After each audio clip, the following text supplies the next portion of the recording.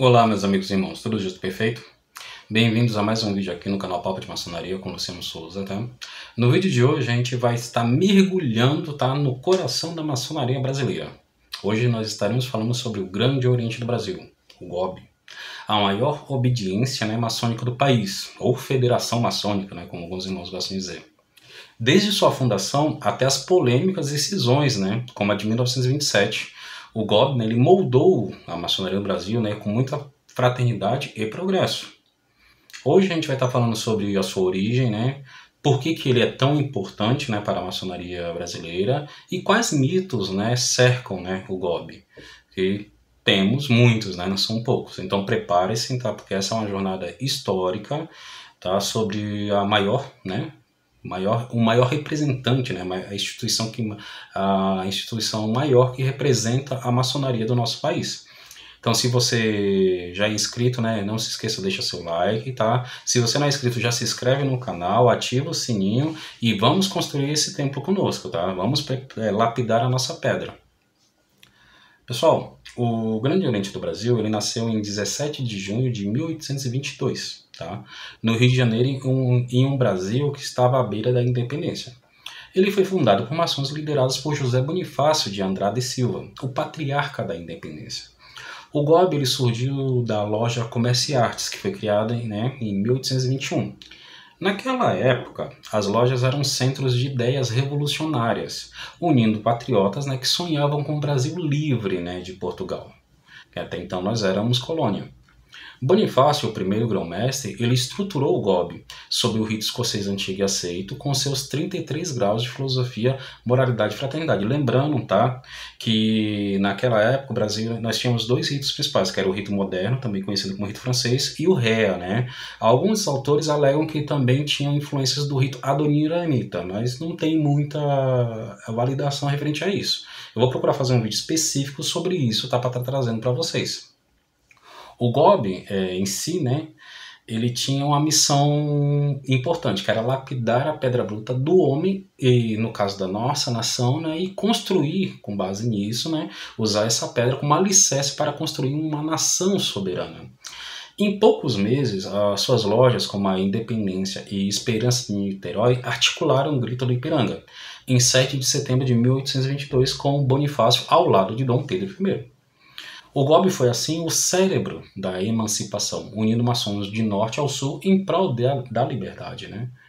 Você sabia que o GOB nasceu meses antes do Grito do Ipiranga? Vocês tinham essa concepção? Ou vocês achavam que ele já existia há mais tempo?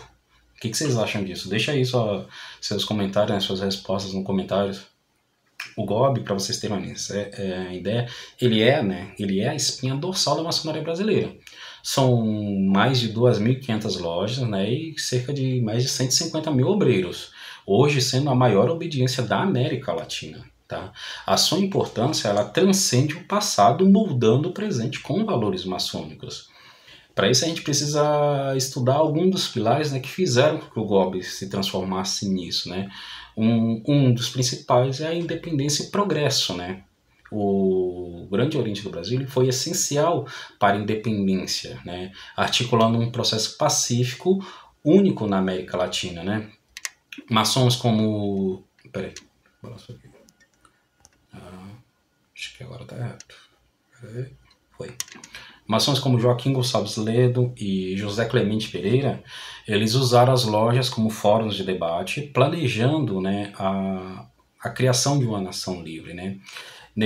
Desde o início, principalmente aqui no século XIX, né, o GOB ele pratica, né, filantropia e faz caridade. Apoia hospitais, escolas, orfanatos, tá? Se vocês não conhecem, entre em contato com a Secretaria do GOB, tá? Vocês que são gobianos, entre em contato, procurem saber, tá? Procure se informar referente a isso, mas tem sim, tá? Projetos como o Hospital Maçônico de Brasília, por exemplo, tá? E bolsas de estudo. Isso reflete o compromisso com o serviço, né? Simbolizado pela caça, que representa a imortalidade e generosidade. Educação e ética é um dos pilares também do GOB, né? Porque promove a formação intelectual e moral, incentivando o estudo da história, filosofia e ciência, como nós também fazemos isso, né? Aqui no canal Papo de Maçonaria, tá? Se você não é inscrito, já aproveita e já se inscreve também para continuar recebendo conteúdo, continuar recebendo informações sobre a história da maçonaria, né? Lojas como a Comércio e Artes, por exemplo, eram universidades éticas formadas por líderes como Rui Barbosa e Deodoro da Fonseca, por exemplo. Tá? Uma outra coisa interessante, desculpa, que é legal a gente ressaltar, é a questão da fraternidade nacional. O GOB une mações de todas as regiões, todas as raças, credos, sob a bandeira, né, do grande arquiteto do universo, promovendo, né, a cadeia de união, que é um símbolo da irmandade maçônica. Né? O GOB em si ele é um farol de luz guiando maçons a construir templos internos, né, trabalhando em si o próprio caráter, e externos quando a gente reflete isso na sociedade, utilizando esse quadro da retidão e o compasso do equilíbrio. Agora eu vou perguntar para vocês, qual é o impacto do GOB, né? Mais impressionou vocês? É a questão da independência ou a questão da filantropia que ele atua? Porque eu acredito que um mal, né, da maçonaria atual é que hoje em dia os maçons eles não divulgam o que fazem. E tem aquela, né, dê a quem sem olhar, né?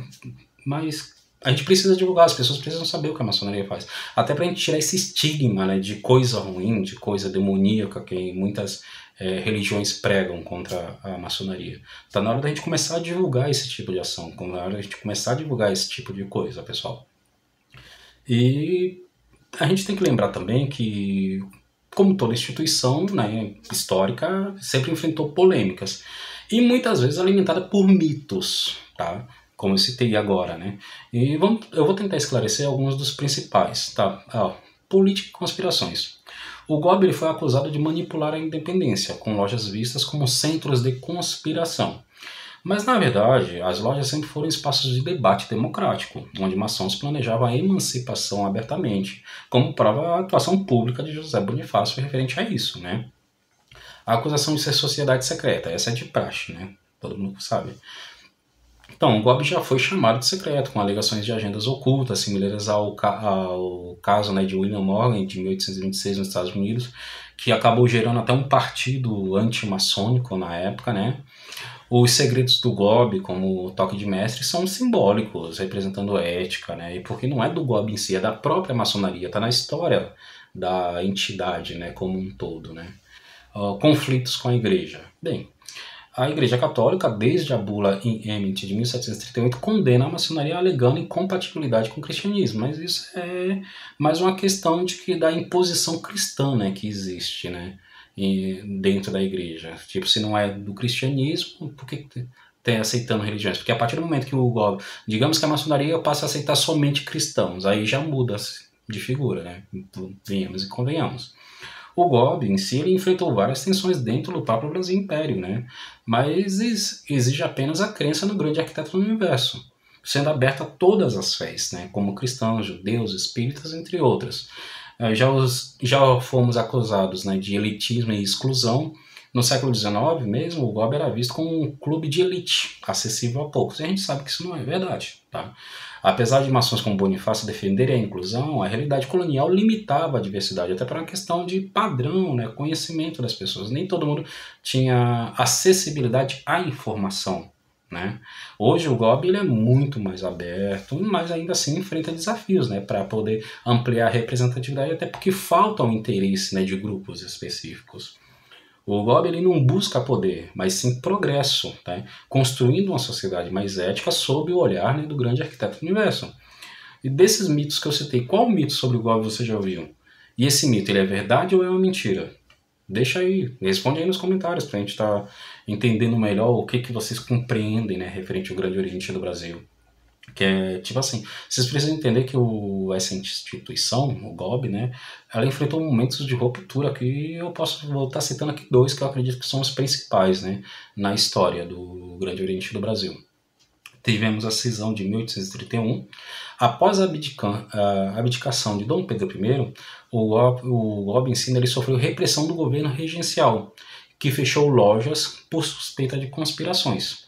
Muitos maçons, incluindo Bonifácio, né, foram exilados e o Grande Oriente do Brasil entrou em crise, né, e só conseguiu se reorganizar na década de 1840, porém ele já voltou mais fortalecido, né, ele já veio mais forte.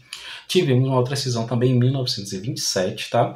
Liderada por Mário Bering, que na época era o atual grão-mestre do GOB. Essa cisão acabou criando, né, dando origem às grandes lojas estaduais, como a Grande Loja de São Paulo e do Rio Grande do Sul, por exemplo.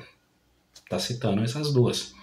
Essa ruptura ela foi administrativa, uma questão de busca, né, por maior autonomia para as lojas regionais e não uma mudança ritualística. Tá? Contrariando muitos mitos, o avental azul, né, que o GOB utiliza, associado ao rito de York, já existia no GOB desde 1889, não sendo uma invenção de Bering, né, como muitos irmãos acabam achando que foi. Essas cisões, embora dolorosas, fortaleceram a maçonaria brasileira, diversificando obediências e ampliando a presença no seu território nacional. Né? Hoje o GOB e as grandes lojas coexistem, né, unidas pela fraternidade, como na cadeia de união, onde maçons se dão as mãos sobre a alcunha, né, e liderança, né, do grande arquiteto do universo. Uma curiosidade interessante, para estar citando aqui, é que após 1927, o GOB e as grandes lojas formam a maior rede maçônica, tá, da América Latina. Não é só o GOB em si. Quando a gente fala que é a maior rede maçônica da América Latina, a gente está incluindo as grandes lojas também. Tá?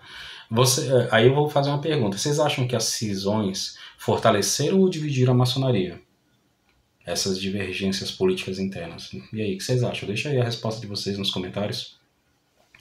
O Grande Oriente do Brasil, meus irmãos, é mais que uma obediência, tá? Ele é o coração da maçonaria brasileira, gostemos ou não. Tá? Desde 1822, com José Bonifácio até hoje, com milhares de lojas, o GOB ilumina o Brasil, né, com independência, caridade e fraternidade. E isso deve ser respeitado.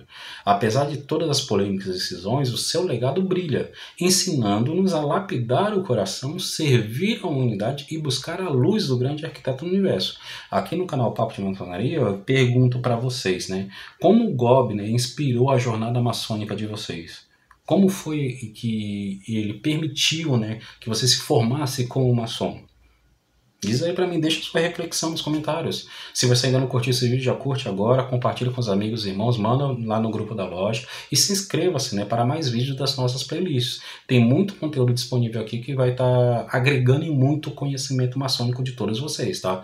E veja a nossa playlist Gigantes da Maçonaria. Tá? Essa playlist nova, né, que eu já estou postando alguns vídeos lá, temos vídeos falando sobre José Bonifácio, Mário Bering, entre outros, tá? E eu também vou criar uma nova playlist de PNL, né, Programação Neurolinguística para Maçons. Então, acompanhem o canal, ativem o sininho e se preparem, tá, para fazer suas anotações, porque muita instrução e muito conhecimento vai chegar até todos vocês. Aos amigos e irmãos que me acompanharam até aqui, meu muito obrigado, que a paz e a prosperidade seja contínua na vida de todos vocês. TFA.